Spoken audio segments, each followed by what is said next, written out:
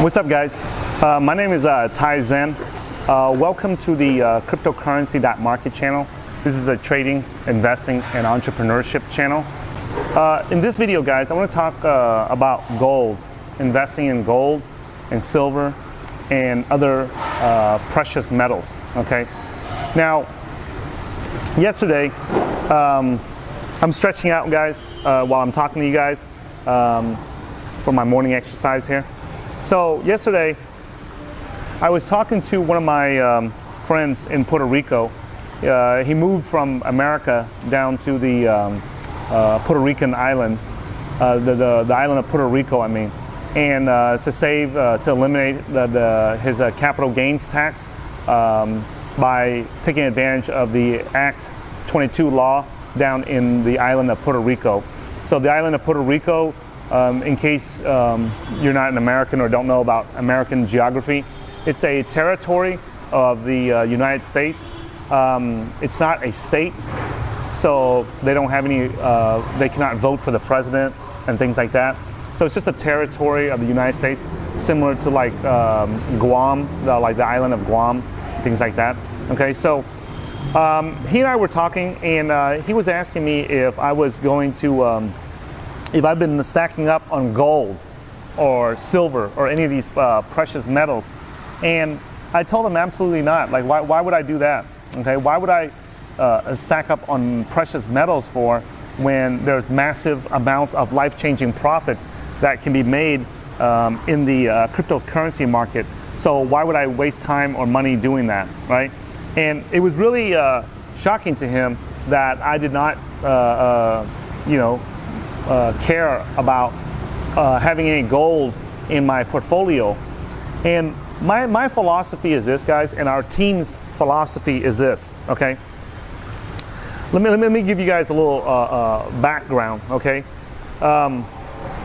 We, on our team, when Obama was president, when he was about to become president in 2008, okay? We had guys on our team that bought a bunch of firearms, bought some assault weapons and ammunition, because every time a Democratic president comes into power, right, they want to ban assault weapons, they want to ban AK-47s, AR-15s, and all anything that looks that's colored black, they want to ban it in America. And so my friends, they rounded up a bunch of assault weapons and ammunition, because they knew that, after after Obama becomes president, then they can sell it and make some money on that. And you can make 20, 30, 40%, up to 50%, sometimes up to 100%, depending upon what assault weapons or ammunition that you bought, okay? So that was one way to invest, okay? So we had team members doing that. And then whenever the stock market was hot, right, when it was on sale, when the market crashed and everything in 2008, I had team members who went out there and bought some stocks. I did too, right? I traded stocks at that time. And then when the currency market in the Forex market started to get hot, right, we would switch and go over to the currency market. When the commodities market, like oil and gold and silver, got hot, then we would go and trade that, okay?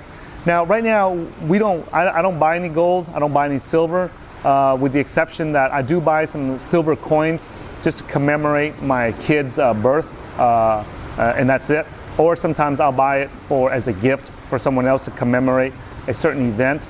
But outside of, like, for example, like the jewelry that I wear or something like that, I don't have any bars of gold or any blocks of gold or any gold coins in my portfolio.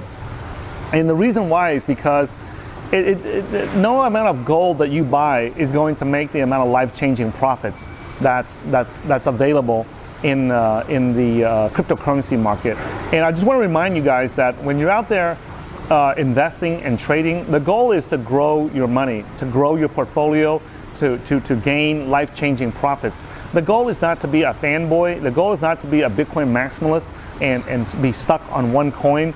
The goal is not to be an Ethereum maximalist. the goal should be a profit maximalist, okay? And in case English is not your first language, a maximalist is nothing but a fanboy or a die-hard, overzealous fanboy of a particular asset class or product or service or something like that, okay? So like iPhone maximalists would be guys that like iPhones and they don't like anything else, okay?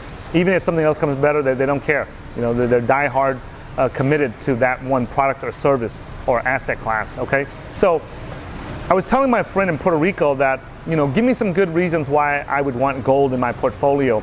And he said, you know, in case there's he never told me anything about profits, okay? All he told me was economic collapse, okay? Like, hey, you know, what happens if the economy collapses, we go into another bear market like in 2008, right? And I said, hey man, you know, since I came to America as a refugee, right, and grew up in the poor ghettos of America, right? I survived the 1987 stock market crash in America. I survived the 2000 crash, and I survived the 2008 crash. And at none of those times did I ever need gold or precious metals to survive, okay? Let me tell you guys something, okay? Maybe you may or may not know this, right? So when I came to America as a refugee, right, my family was very poor. You know, we were not very educated. We're not like the most intelligent Asians out there. We you know, suck at math and science, and we did not do very well in school. So I dropped out in the 11th grade, you know, hung around the wrong people in the ghetto, hung around the wrong friends, and I ended up with drugs and ended up doing almost 14 years in federal prison in America for drugs, okay? And one thing that prison taught me that was very valuable is about money and currency. When I went in there, people were using, the most common thing that people were using for a currency to make payments was US postage stamps, because it was a very reliable and scarce commodity, because you had to pay for it with US dollars and buy it with US dollars, and it was very consistent. Each stamp was worth like 29 cents. By the time I left prison, I think they were close to like 50 cents. So you can see how much the inflation was during those 14 years, okay? And the second most common thing that people used for currency was cigarettes. And the third was coffee. And the fourth was ramen noodles, okay? So if I wanted to buy something from you, if I wanted to pay for you to do a tattoo on my face or on my neck or something like that, I can pay you with US postage stamps. I can pay for it with cigarettes, cartons of cigarettes or packs of cigarettes. I can pay for it with, what's the other one I just said? The ramen noodles and the cigarettes, okay? And any one of those items could be used as a currency, okay? And what I found out was that whenever they restricted the supply of postage stamps, so that only each inmate can only buy two books of postage stamps, like 2 packets of postage stamps each week from the prison store or from the prison commissary. The need came up for other forms of currency, and that's how cigarettes came about, that's how ramen noodles came about, and that's how coffee, Folgers coffee came about, okay? And that taught me a very valuable lesson about money and currency, guys, that money and currency is anything that people are willing to use. Like if you and I agree that this Aquafina bottled water is a currency and you're willing to do a tattoo on my neck for this bottle of water, then this becomes the currency, okay? If I give you my gold chain and you're willing to do the tattoo on my neck, well then now the gold chain becomes a currency, okay? So this idea that gold or silver or precious metals or any of that has to be used as a currency is an absolute, complete, not 100% true, because I have been in various prisons where those anything that people is willing to accept, that is a currency. For example, like there was a bunch of gay guys, you know, that they would use their ass as a currency. So if somebody wanted to bang them in the ass, you know, and give them food or commissary or cigarettes or coffee, they'd be willing to do it, right? And so in that case, their ass was a currency in a men's prison, okay? So they were willing to exchange their butthole for food or for water or for cigarettes or for coffee or for whatever reason to pay off debts or get a tattoo on the side of their neck, right? So that's another form of currency. Obviously, you know, I don't recommend that you go out there and use your butt as or your ass as a currency, you know, especially if you're not in prison. There's lots of ways that you can go work and get a job and get extra money and save up and buy you some cryptocurrencies with it. You don't have to sell your ass to get some cryptocurrency, okay? That would be like on the extreme end, okay?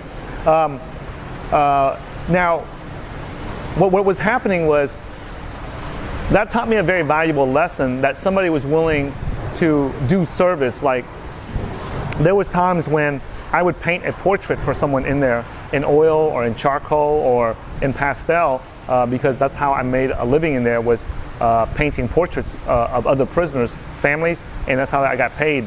And I would get paid, like, you know, up to like $1,000, $2,000 per portrait when I was in prison. So, and sometimes the guys would not have any US dollars to pay me, because if you got caught with US dollars in the federal prison, then it's illegal and you can get some more prison time for that. It's illegal to have US dollar or any type of fiat currency inside a federal prison. So because of that, they use, the other prisoners would pay me using postage stamps, which is the currency that I prefer. Just give me $1,000 worth of postage stamps, or you know, if not, then give me $1,000 worth of cartons of cigarettes or ramen noodles or something like that. Now, ramen noodles are very popular in federal prison and state prisons in America, so it's a very common use of a currency. The downside with getting $1,000 worth of ramen noodles is that our prison cells are only 6 foot by 10 foot, so it's really, really hard to store $1,000 worth of ramen noodles. But occasionally I would have to take it, and what I would do is, instead of storing it in my prison cell, I would offload it to someone else that needed the commissary, and they would give me their postage stamps instead, okay? So sometimes guys get in trouble for fighting and stuff, and they're on what's called a commissary restriction or a store restriction, and they cannot buy any food or any ramen noodles, and all they are allowed to buy is 2 books of US postage stamps each week. So those guys that cannot buy food, extra food, what they would do is they would go buy the postage stamps, and then they would buy the food from me, the ramen noodles from me, okay? So I'm telling you guys this, right? Why am I talking about cigarettes, coffee, postage stamps, and ramen noodles as a currency in federal prison for? The reason why I'm telling you guys this is that there's this myth, there's this bullshit myth in the world of investing and trading, that people think that you know, precious metals is the only real form of currency, okay? I want you guys to just, you know, I can't stress this enough, guys, to live and invest and trade in a world of reality instead of a world of fantasy, okay? I pay my bills every day in America with US dollars. I pay my bills in Southeast Asia. If I'm in Vietnam, I pay for it with the Vietnamese dong. And if I'm in Thailand, I pay for it with the Thai baht, okay? And if I'm in Europe or I meet Europeans and we have to get work done, I pay for it in euros, okay?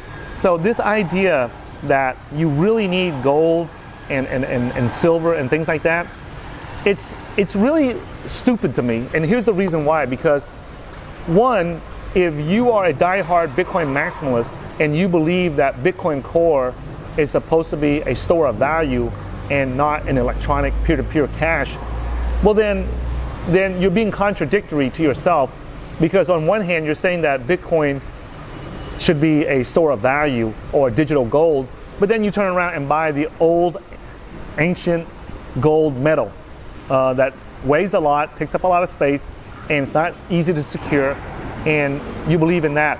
So to me, that's like a contradictory idea. That's a contradictory investing idea, that on one hand you would believe in this store of value called Bitcoin, and then turn around and say that, well, just in case Bitcoin doesn't work, or there's an economic collapse, I'm going to get this gold bars or gold coins or gold chains, okay? I don't believe that. I don't subscribe to that.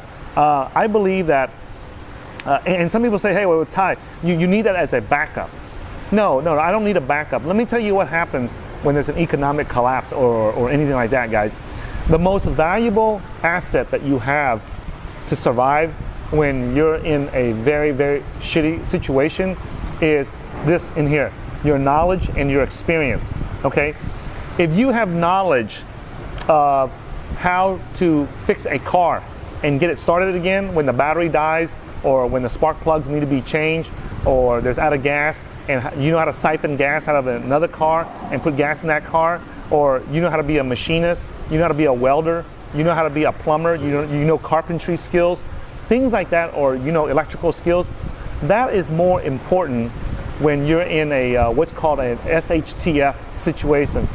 In America, or in English, that means SHTF stands for when the shit hits the fan, okay? That means that when you're in a very, very bad economic or political situation, everything's going to ruins, every man is for himself, the most valuable skills to have are survival skills that allow you to get electricity, water, food. If you have hunting skills, if you have fishing skills, if you have electrical skills, if you have, hell, if you know how to catch a fish and know how to gut it and know how to descale it and gut it and cook it, that is more valuable than having gold or silver. I can promise you this, when we were in the federal prison, right, and there would be a massive tornado or something come through and hit the prison where I was at, you know, the most valuable guys in the prison, when a situation like that happens, the most valuable guy on the prison is not the warden, it's not the associate warden, it's not none of the prison guards, it's not none of that. The most valuable guys in the entire prison are like 2 or 3 types of guys, okay? One is the electrician. He is the absolute most valuable guy in the damn prison when all the power goes off because we got hit by a tornado or a lightning storm, okay? The second type of guy that everybody values in the prison when the shit hits the fan, okay, is the plumber. The plumber, the guy that comes and gets you water and unclogs your toilet, okay? That is the most valuable guy, those 2 guys, okay? And the third group of guys was the guys that cook food, the guys that know how to prepare and cook food, okay? They had to do it. The electricians had to turn on the power to the prison and get the power running again for the prisoners and the guards. The plumbers had to go out there day or night. They were on call 24 hours a day, right? To go out there and fix get the water running and the toilets working for the prisoners and the prison guards and the warden and everyone. And then the third group of guys was the guys that know how to prepare food, okay, for everyone. Those are the 3, those skills like that are the ones that are the most valuable, guys, okay? Whenever we needed to board up the windows or anything like that, the carpenters would come out and help. Whenever we needed something fixed, the guys that knew how to pour concrete, those are the ones that had value. Nobody cared if you had gold or silver. And you might say, hey, Ty, that was in a prison environment. What about out here in the real world? You got to keep in mind, guys, I was at, I think it was like, I forgot, 6 or 7 different federal prisons in America, and each one had almost 2,000 prisoners, okay? It's a small city. You know, most of these prisons are on multiple hectares or acres of land. So it's like a small town, it's like a small city, you know, and it's very, very a good model of human behavior and what's important to all these prisoners and these prison guards whenever something bad happens, okay? So I want you guys to know that and stop thinking and stop listening to all these doom and gloom and conspiracy theorists on YouTube, online, and in the news that tell you, okay? You gotta keep in mind this, okay?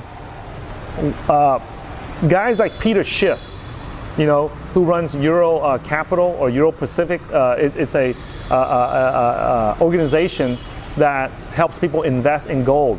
So if you know that he's part of an organization that invests in gold, you know that he cannot come out and tell you that he favors Bitcoin and investing in Bitcoin or cryptocurrencies. He can't do that because for decades he has made a living off of helping people invest in gold, okay? And he's been screaming that gold's gonna go up, everyone needs gold. Yeah, it's gonna go up, but when? And how long? And how much? And let's say gold does go up. Let's say that gold goes up 1x, 100% of where it's at right now. Somewhere it's around $1,500. Let's say gold goes up to $3,000, double what it is right now. How much money are you gonna make, right? How much money are you going to make off of that? That 100%? Why would you do that? Why would you do that when you can take a small amount and you don't even take, instead of putting $1,500 into buying an ounce of gold, right? Why don't we take that $1,500 and we buy like 2 or 3 or 4 or at most $500 worth of cryptocurrencies like Bitcoin, like Ethereum, or any of those other coins, and let it go up 5, 10, 20x. Okay? The probability that Bitcoin or any cryptocurrency goes up 10 times or 20 times is so many times higher than the ability for gold or silver or any precious metal to go up 10 times or 20 times. And I can't state this enough, guys. We have so many idiots out there that don't know how to invest or know how to trade, and they're telling people because they have this emotional obsession, okay, with a particular asset class like precious metals or like real estate or anything like since I came back to Vietnam, right? Like all those townhomes behind me, behind this water fountain here, behind all those palm trees back there, those things cost like $1.5 million to $2 million for each piece of property, okay? And people are telling me all the time, they're telling me like, hey man, like you should invest into real estate, you should buy real estate, that's the best asset class there is, And I'm like, you're right, that is the best asset class to invest in because it's very common for people to buy this stuff and it go up 50%, 100%, or 200-300% in 1 or 2 or 3 years. That's very, very common in Vietnam because it's an emerging market. Any market or any country where it has a 4, 5, 6, 7% GDP growth annually, you can expect the real estate to go up that much. So in America, if you tell someone that real estate's going to go up 50 or 100% in 1 year, people think you're running a scam or something. Over here, if it doesn't go up 50 or 100% in 1 year or 2 years or 3 years, people get extremely disappointed because they consider that a loss, okay? If they didn't get 50 or 100% on their money in real estate over here, okay? And so if you guys hear about crazy real estate profits like that in Vietnam, it is possible, and if you're a foreigner, they let you own the property for like 50 years, okay? So, and then if you set up a company or stuff like that, then you can own the property for a lot longer, okay? Most of the Westerners that come in here and most of the foreigners that come into Vietnam, they usually buy the condos and the luxury condos and luxury apartments, and that's how they live and make their money, okay? But anyways, even though I know that the real estate here is extremely profitable, I still don't invest into it. I still don't invest in it, even though I have a Vietnamese citizenship and I can own it for, pretty much as long as until the government wants to take it or whatever, then I can own it. But I still don't do it. I still don't do it. And even if the chairman or the leader of the city of Ho Chi Minh right here, where I'm broadcasting from, or the leader of the District 7 where I live right now, even if they have some insights or some insider information on a real estate property or anything that's going to go up and they're going to approve it for residential zoning or whatever, I'm still not going to invest into it. Even if it's the chairman of the district or the chairman of the city telling me that, or the president of the country telling me, or the prime minister telling me, I don't care. Because nothing right now in the world, nothing in our lifetime, guys, do you guys understand that? There's absolutely nothing in our lifetime that is going to perform better than cryptocurrencies. There is absolutely nothing. There's absolutely nothing in human history that has better ROI, better life-changing profits than cryptocurrencies. Okay? The next closest thing would be the internet stocks during the dot-com boom during the mid to late 90s. Besides that, there's nothing. And in my lifetime, I'm 48 years old now, I'm about to turn 49 in a couple more months here, right? There's absolutely nothing in my lifetime that's going to outperform cryptocurrencies, right? So this idea that these gold and silver bugs are telling you guys, and these preppers and these doom and gloom people that are telling you need precious metals, that is like the dumbest shit I have ever heard. I told my friend last night in Puerto Rico, man, stop with that stupid ass thinking and buy crypto, right? Buy crypto. And, he had a few losses, and, we're going through the market crash from 2018, and he was hurt by it and everything, and now, he hears people, he sees the price of gold going up. Man, the price of gold can go up to $5,000 an ounce, and I still would not buy it. because the probability of something like a Bitcoin or a cryptocurrency like Ethereum has significantly better chances and significantly better potential and significantly better odds of going up 10, 20, 30 times, guys. Stop focusing on these stupid precious metals, guys. Now, is there a time to get into precious metals? Yeah. If you come into like the countryside of Vietnam, right? 2/3 of the country of Vietnam still lives in a rural area. Vietnam is not like America where they have a urban area, a suburban area, and then a rural area. Most of Vietnam is either rural or suburban. And according to the 2018 census that I saw, they say that 2/3 of the population, 2/3 of the 96 million people that live in Vietnam are in rural areas. There are some deep rural areas like the village that I come from where people don't understand Bitcoins and cryptocurrencies. They don't understand computers. They don't understand internet technology. And because of that, they only price everything in gold. Even though the Vietnamese government says that you cannot transact in gold or US dollars or any type of fiat currency or crypto, the only thing you can transact in is the Vietnamese dong, because that's the national currency of Vietnam. You go down to all the 2/3 of the rural area and the agricultural and fishing areas of Vietnam, they still price property in gold, and they're like, screw you, we don't give a shit what you say that we can't transact in gold. They still buy and sell properties, land and everything, and they still price it in bars of gold.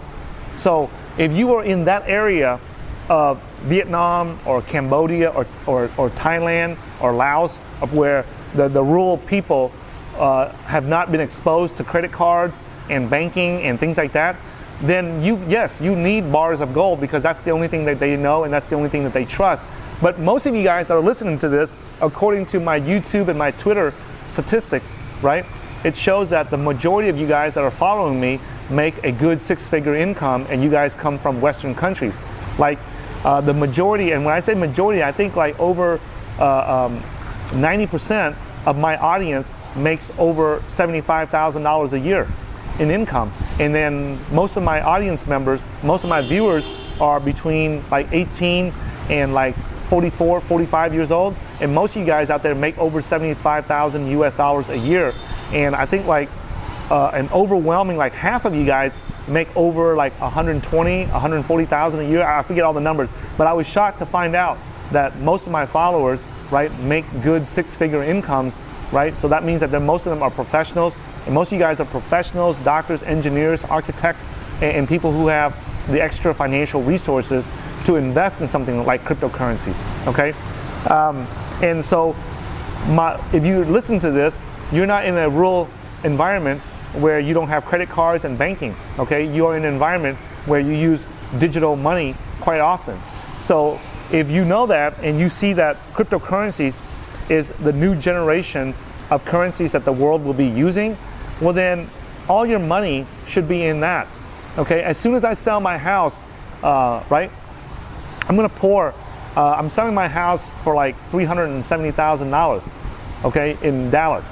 And once I sell that, I'm gonna pour all that money into cryptocurrencies. I'm not gonna put that money into a savings account. I'm not gonna put that into bonds or treasuries. I'm gonna put that into something like a Tezos or a Cosmos or an Icon or something like that, so that I can stake it and make some money. Oh, or like a Decred. The only downside that I have a hard time, getting like 10, 20, 50, $100,000 worth of Decred. So that's why you guys don't see me talk about it too often, okay? Because it's not so easy to get those tokens to stake, okay? But like Tezos, Cosmos, Icon, and many of the other coins that are stakeable, like the energy token and stuff like that, those are a lot easier for me to stake. So I'm gonna take my money, right, out of that $370,000, once I finish paying off the banks and I have some extra left over, right, I'm gonna put it all into coins that I can stake, so that I can get monthly income out of it, right? And then also I can get a price increase in it whenever the market goes back up into a bull market, right? Like right now, like pretty much all my living expenses right now, each month are being paid from my staking income. And I'll make that a separate video. I'll do a case study on that and share with you guys how I'm generating.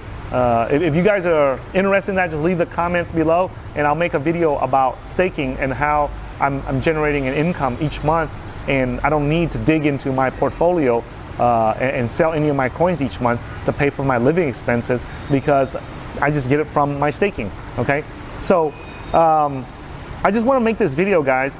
Please, please, please stop with the nonsense of precious metals. I don't know how to stress this enough, guys.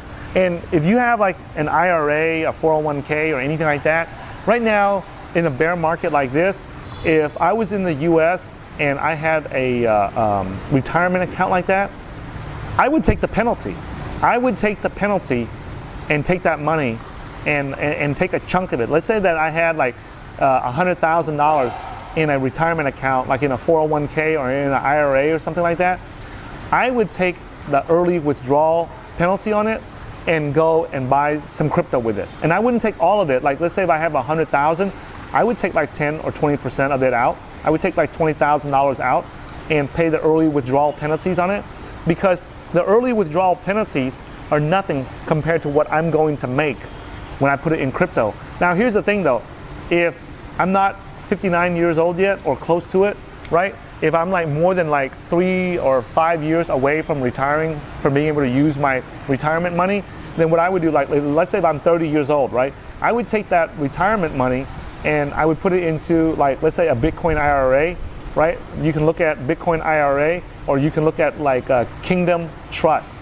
Kingdom Trust, or I would use like a Coinbase custody service, or Gemini's custody service, or any one of those big institutions, and put my money into something like a Roth IRA. And in case you're outside of America, a Roth IRA is a type of individual retirement account that was put out by a congressman named something Roth. And what it does is it allows me to pay the taxes on that $20,000. I pay the early withdrawal taxes on that penalty on that $20,000 I took out, and then I pay to the government the taxes for that $20,000, that whatever's left over, the income on that, the income tax on that, and then whatever's left over, I put it into like a Bitcoin IRA or some type of cryptocurrency IRA like that. I think over at Kingdom Trust, there's like 8 cryptocurrencies that you can put it in, like all the big ones like Bitcoin, Ethereum, Zcash, Bitcoin Cash, and all that good stuff, right? So I would put it in there and just let it grow tax-free, so that by the time I pull it out when I'm 59 years old, 59 and a half years old, I would get it all tax-free.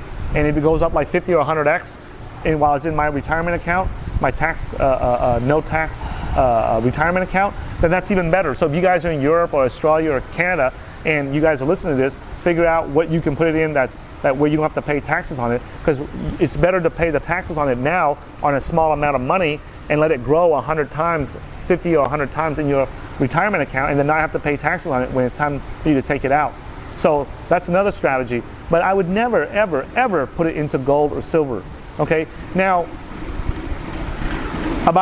I would say like about 5 years from now, when the cryptocurrency market has settled and it's more stable, then at that point what I would do is that I would consider trading gold or silver. But I would do it through the commodities market, and I would do it through the exchanges, and I would trade the paper or gold silver, right? The paper gold or the paper silver. That's what I would trade. But as far as like keeping blocks of gold or coins of gold or coins of silver in my house in case there's an economic collapse, I can use it to transact, that's the silliest thing ever, guys, right? Especially if you are like a blue collar worker where plumbing, electrical work, machining, welding, you know how to fix a car, right? Most of the people nowadays, most of the kids that grow up, they don't know how to jumpstart a car. They don't know how to put, change the oil in a car. They don't even know how to check the oil in their car. They don't even know how to check the water in their radiator, okay? So if you have any of those like basic, blue collar skills like that, I would definitely not be worried about gold or silver, right? And then some people say, hey, well, Ty, what about diversification? Should I diversify into gold or silver? The answer is absolutely not. Why would you? Guys, I am a profit maximalist, okay? I am a life-changing profit maximalist. If there's an opportunity to make life-changing profits in there, I'll go in there. You tell me about it, I'll look at it, I'll research it, I'll do my due diligence, and if the opportunity is there, I will jump into it. But I am not somebody that's going to put money in there just because somebody tells me that I need to diversify, or somebody tells me that I need to do, I need to hedge or whatever. I don't believe in none of that shit. And usually when the guys that tell me about gold and silver, I would never trade my life. I would never trade my current financial life for their financial life. Like Peter Schiff, I would never trade my portfolio for his gold or precious metal portfolio or his stock portfolio. Hell no. Because I know what my portfolio can do, because I've already seen what it did, you know, and what my trading and my investing did in 2017, and I learned from that. There's little things I could do better, and I've made the adjustments. I've built the software to help us get ready to take profits in the next one even better. So when the next bull market comes around, I would, even right now in a bear market, I would not trade my crypto portfolio. There's nobody on my team that would even consider trading their crypto portfolio for Peter Schiff or any gold bug out there. Okay, none whatsoever. Okay, he can give me 10 times his gold portfolio and I still would not give a shit about it, because I know what my crypto portfolio can do in the next bull market. So think about that whenever somebody tells you guys, you know, I always say this, guys, whenever guys tell me about how to trade, how to invest, how to use my money, how to make a decision, a financial decision, the question I always ask myself is, hey, would I trade my current financial life for that person's financial life? And most of the time, the answer is no. If somebody like Elon Musk or Jeff Bezos or Donald Trump, you know, maybe those guys I would trade my financial life for theirs. But, you know, the rest of the guys out there that tell me about trading or investing, I don't even pay attention to it, guys. All right. So I hope this video helps to clear up some misconceptions, just some bad ideas, guys, that you have about, you know, precious metals. Okay. I like wearing precious metals, but I don't like putting my money into it. Okay. I hope this video helps you guys out. And if you guys want more reality-based, real-world trading and investing, right, and learn how our team became, you know, millionaires through the cryptocurrency market and how we retired early, right? I highly recommend that you get a copy of the Cryptocurrency Investing Blueprint. It is the absolute best training program that I know of on the planet for people who are serious about managing a 7, 8, or 9-figure portfolio in the cryptocurrency space, all right? Go get you a copy of it today at www.cryptocurrency.market/blueprint. Everyone that has gotten it so far has wished that they had gotten it earlier. They all come back and tell me the same thing, right? So go get your copy today. Stop jacking around. Stop being unprepared. Get prepared. Get the knowledge that you need. Get the training that you need. If you lost money in 2017 or any time during the crypto market, and you don't want that to happen again, and you know that if you knew how to take profits better, or you knew how to manage your portfolio better, that, you know, even if you could do 5 or 10% better, it'd make a huge difference, then go get you a copy of the Cryptocurrency Investing Blueprint today. Follow me on Twitter at TaiZen. If you have any friends, family members, co-workers that are serious about cryptocurrencies, make sure that you share our channel and our videos with them. And if you have a gold or silver bug that is just obsessed with precious metals, right, and you're not able to convince them or explain to them the realities of investing in precious metals versus a booming market such as the cryptocurrency market, go ahead and send them this video, share it with them, share it on your Facebook, and share it whatever you need to. Let's stop this cancer about precious metals being the go-to investment vehicle, okay? It's not. That shit has been played out, okay? The booming asset class to be in right now is cryptocurrencies. It's the absolute best investment vehicle on the damn planet, and in my lifetime and in your lifetime. Take advantage of it. Don't miss it. Don't get caught up with these stupid precious metal bugs, right? And then get lost in the investing world and look back 5, 10 years later and ask yourself, man, how the hell did I get stuck in an asset class that only grew 1 or 200%? Meanwhile, crypto has gone up 100 times, okay? Don't be that guy, okay? Please, please, please don't be that guy. If you're following us and you're following our channel, you're watching our videos, please do not be that guy, all right? Thanks for watching this video, guys. Make sure you guys get some exercise in at least 3-4 times a week, and I'll see you guys in the next video. All right, stay strong, guys.